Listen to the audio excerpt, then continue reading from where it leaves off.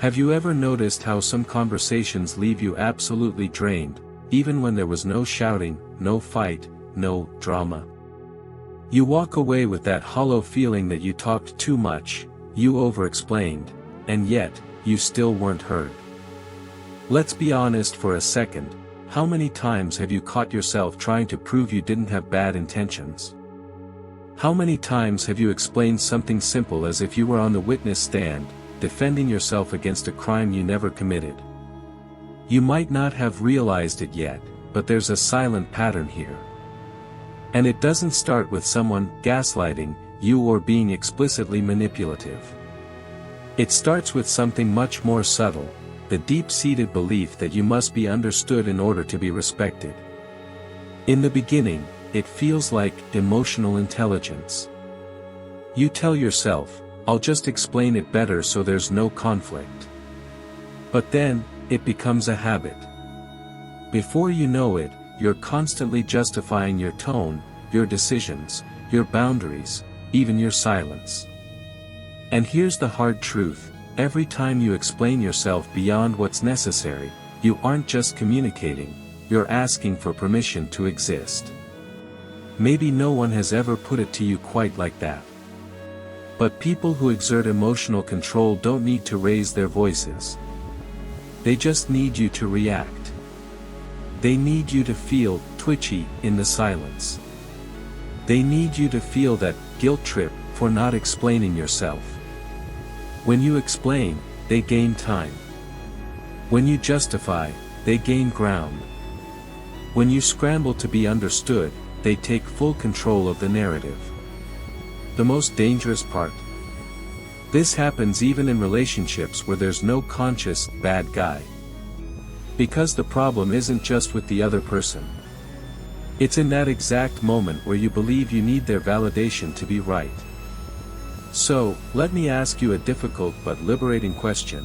What if your power never lived in the explanation, but in the moment you realized you didn't need one? What if the silence you're so afraid of isn't a sign of weakness, but the exact point where their control ends? The truth is, over-explaining doesn't protect you. It doesn't bring people closer. It doesn't make you stronger. Most of the time, it's just a tell. It reveals a fear of losing something, acceptance, a connection, your good person image. And anyone who picks up on that, consciously or not, knows exactly which string to pull. But there is a precise moment, an almost invisible shift, where, when you stop explaining, everything changes. The energy of the room shifts. The power dynamic flips. And not because you won an argument, but because you stopped giving yourself away.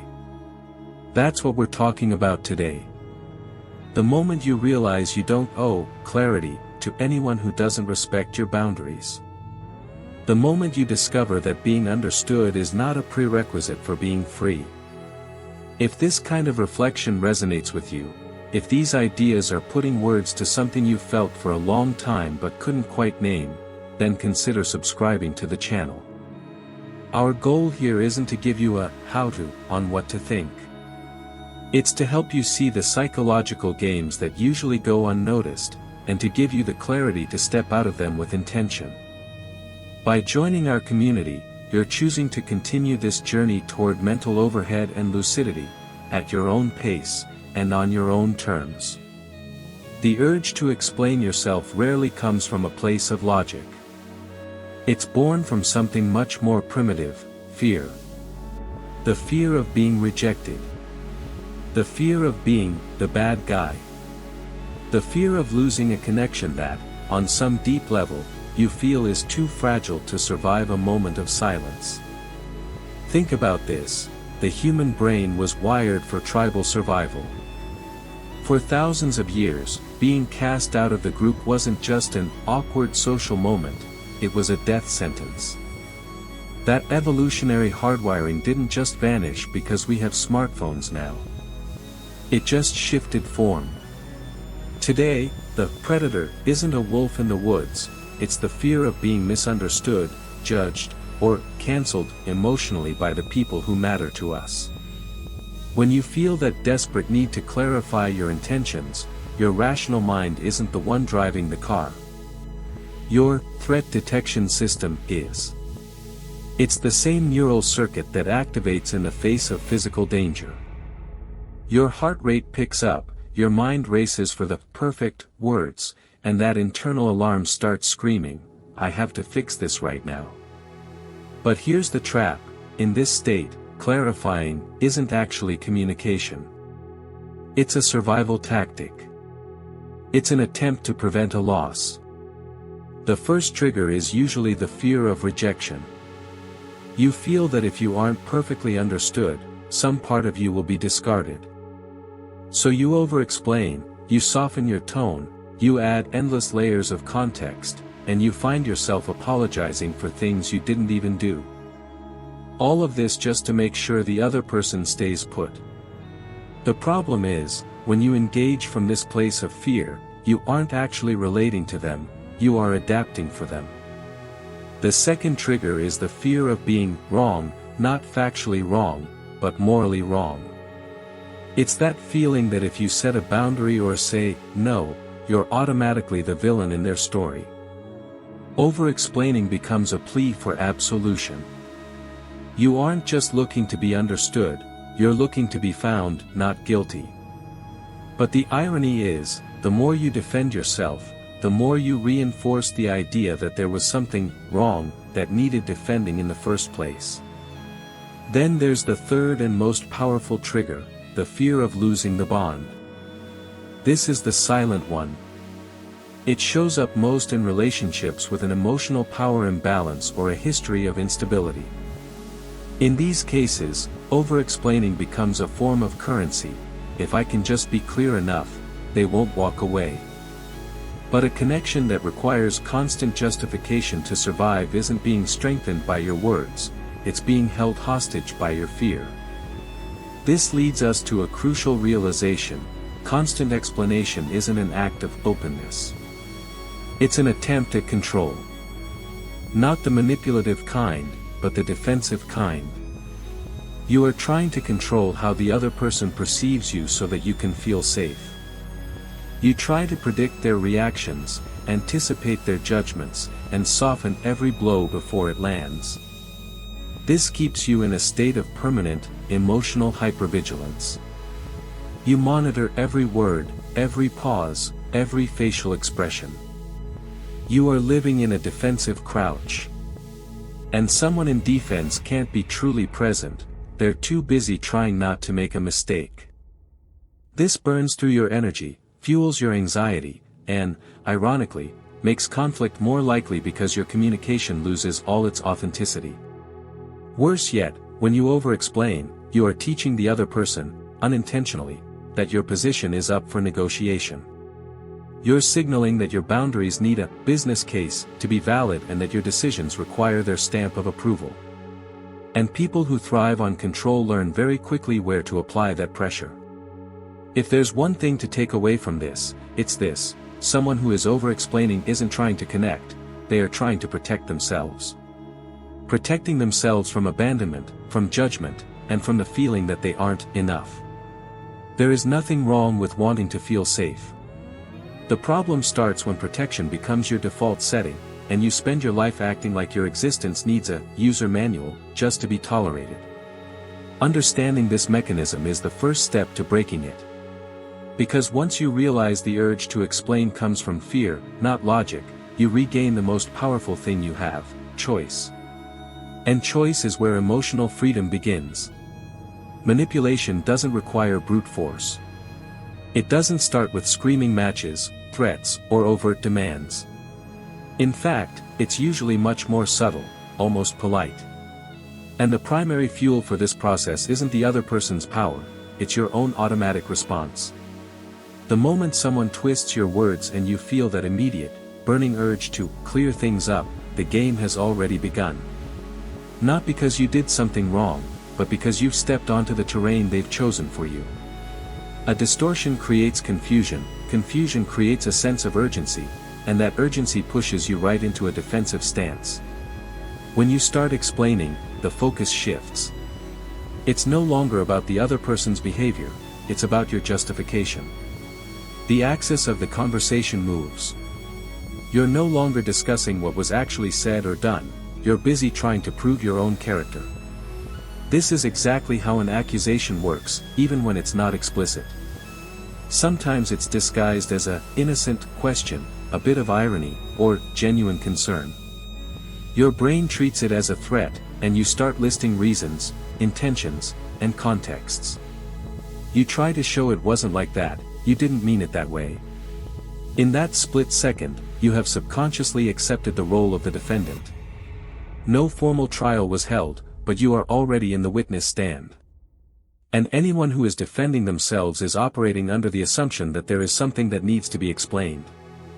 Then comes the constant questioning, the gaslighting light. These aren't questions meant to build understanding, they are meant to destabilize you.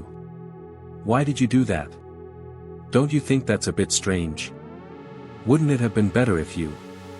When these questions hit repeatedly, you start to anticipate them. You enter a state of hypervigilance, pre-adjusting your words to avoid the next attack.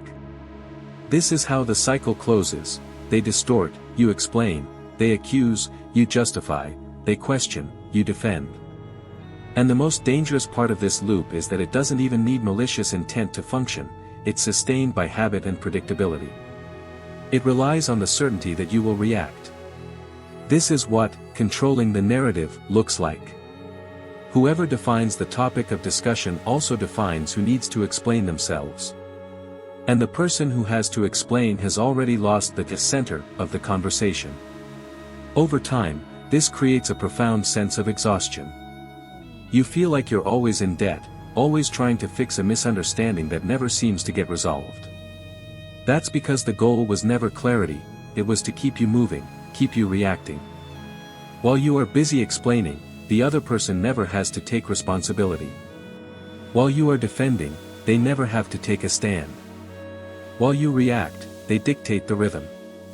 You become a permanent defendant not because you make mistakes, but because you accepted the role of the person who owes answers. This slowly erodes your self-esteem. You start doubting your own perception. You wonder if you overreacted or if you really should have acted differently. This is where many people confuse self-awareness with self-erasure. There is a massive difference between reflecting on your actions and living in a state of constant explanation. Reflection is internal and voluntary, constant explanation is external and reactive. One makes you stronger, the other wears you down.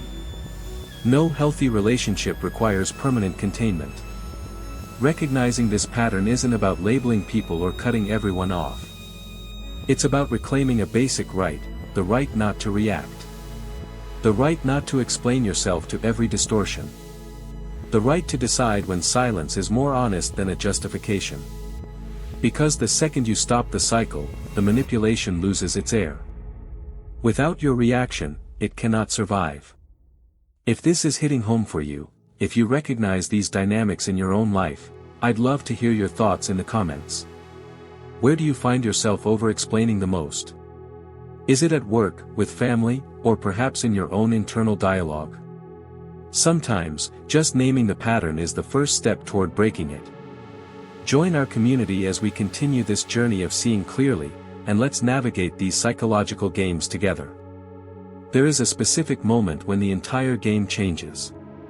It doesn't happen when you finally win the argument or find the perfect words to make them understand. It happens when you simply stop. Stopping the cycle of explanation isn't about giving up on yourself, it's about refusing to justify your existence to someone who isn't actually listening. It's the realization that not every conversation deserves an answer, and not every silence needs to be fixed.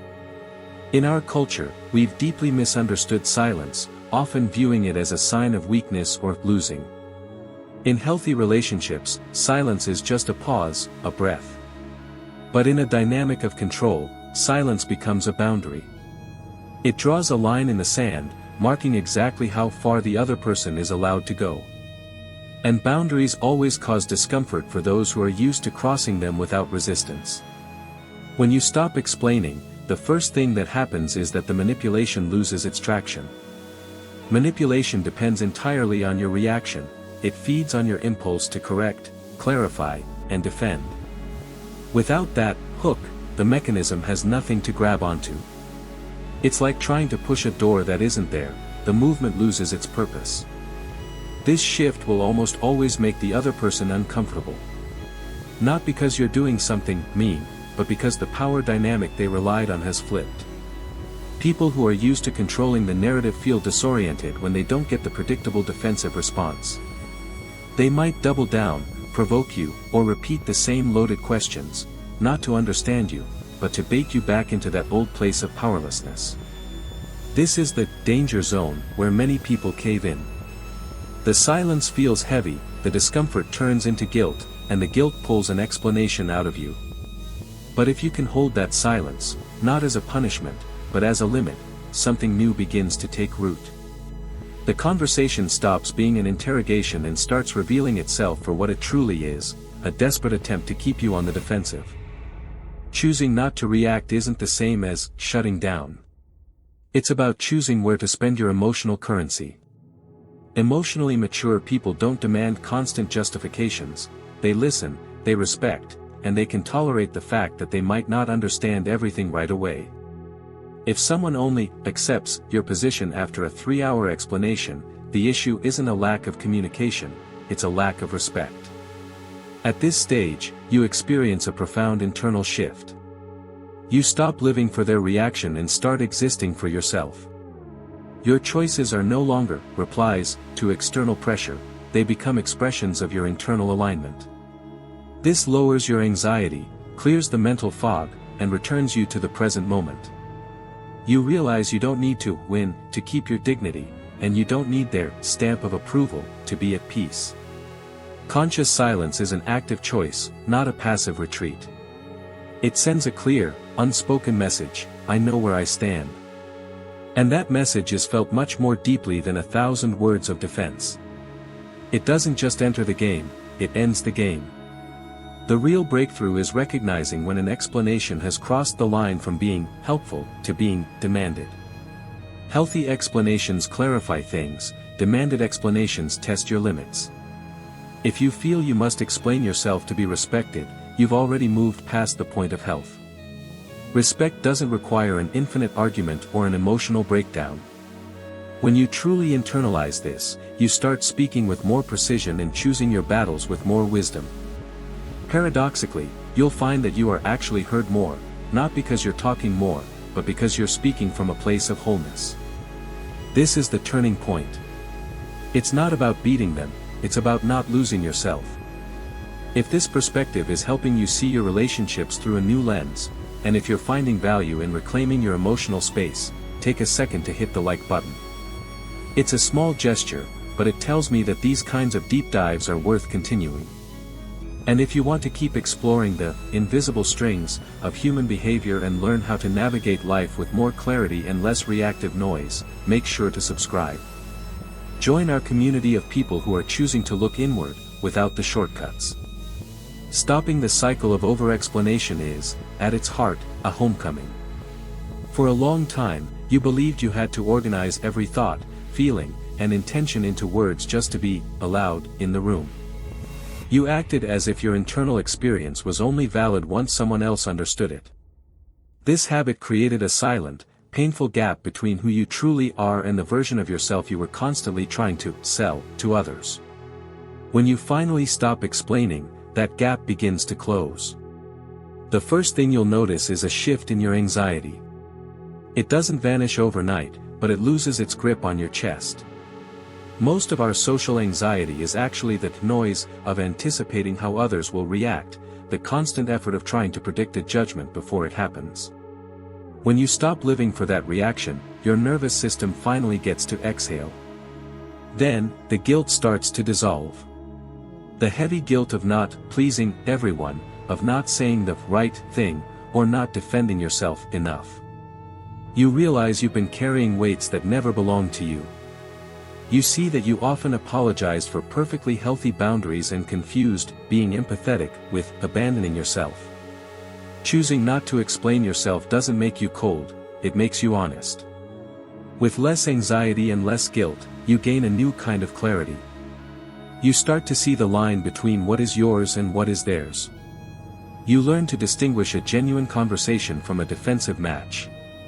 This clarity doesn't come from a textbook, it comes from the direct experience of refusing to fragment yourself just to fit into someone else's box. This is what presence really feels like. You start showing up to your life as a whole person, not someone divided between what they feel and what they think they should say to keep the peace. You stop calculating every word. And that alignment creates a quiet confidence that needs no explanation. You begin to accept a liberating truth: not every misunderstanding needs to be fixed. Some confusions aren't communication failures, they are just two people seeing the world through different lenses. Trying to solve every difference of opinion is a form of denying reality. People see things differently, and that is okay. You also realize that not every accusation deserves a response. Many judgments tell you everything about the person speaking and nothing about you. In those moments, silence isn't giving up, it's discernment. Perhaps the most freeing realization is this: someone else's judgment does not define you. For a long time, those external opinions were like distorted mirrors you used to adjust your own face. When you stop explaining, those mirrors lose their power, and you start seeing yourself from the inside out. This liberation isn't loud or dramatic. It happens in the quiet moments of your daily life. It's the second you choose not to reply to a baiting comment. It's the peace that comes when you accept that you won't be understood by everyone, and that you are still perfectly fine. You are reconnecting with your own truth and occupying your space without asking for emotional permission. Paradoxically, this doesn't isolate you. Healthy relationships actually deepen when you stop over-explaining. They finally have room to breathe. They become real. Meanwhile, the relationships that only survived because you were constantly justifying yourself will reveal their fragility. Some will adapt, and some will fade away, and both outcomes are part of your healing. Remember this: you do not owe clarity to anyone who does not respect your boundaries. Clarity is a gift you offer, not a debt you pay. When you understand this, the control returns to where it was always meant to be, with you. Over-explaining was never about logic, it was about the belief that you needed to prove your worth to be respected. But those who truly respect you don't require you to break yourself into pieces just to prove your value. By stopping the cycle, you aren't closing your heart, you are simply ending the search for compulsory validation. You are stepping out of the role of permanent defendant. Thank you for your time, your attention, and your openness today. It's been a privilege to share this reflection with you. I hope it brings you a little more peace and a lot more clarity. I'll see you in the next video.